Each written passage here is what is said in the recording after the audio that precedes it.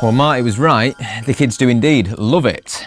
I am here with a very, very exciting one today. The Gibson Back to the Future ES-345. So let's dig into this magical guitar.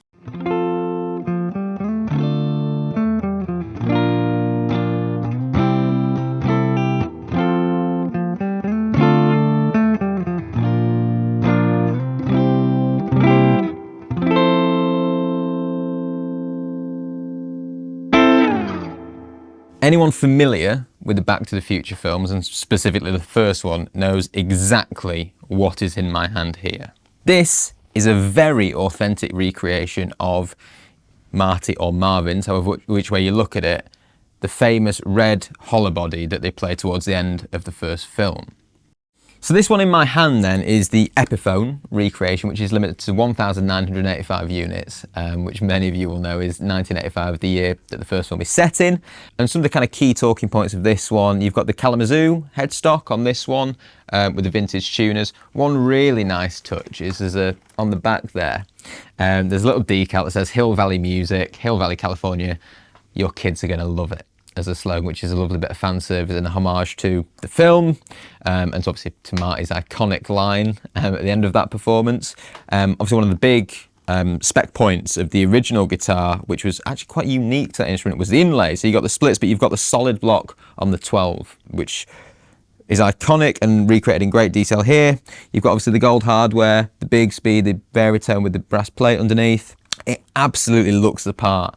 And one thing that I absolutely loved, and I didn't even need to get it out of the case, it's on the case, was the Marvin Berry The Starlighters decal on the front of the case itself. So what I like is actually if you look at the guitar on the front, you'd have no clue this is from Back to the Future, apart from it obviously resembling the guitar.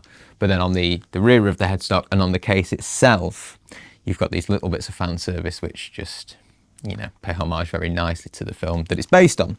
Right, it's about that time in the vid then that I should try and muddle my way through a run of Johnny Be Good. I only learned it an hour ago, so be kind, but it'd be remiss not to play the iconic song on the iconic guitar. So let's see how this goes. Let's add a bit of hair to that tone first.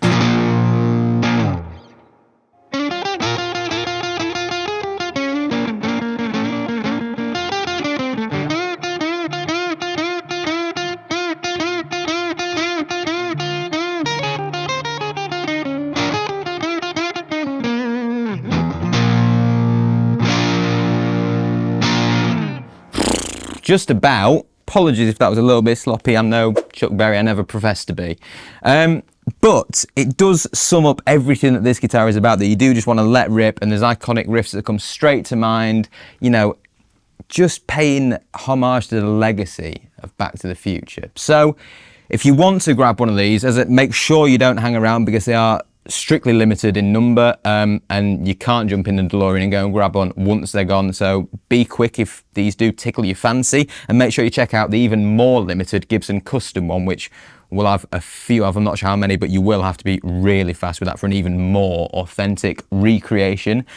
But hopefully, as I say, I love the films, I love the guitar. It has been so much fun just to come and try one of these today. So yeah, I've had an absolute blast. Hopefully that's come across. Apologies about the playing if that wasn't quite up to your scratch. But yeah, like I say, make sure that you head over to the website and check out the listings for these beauties, because they're worth looking at for a little bit longer. Make sure that you like and subscribe. I've been Tom, and I'll see you next time.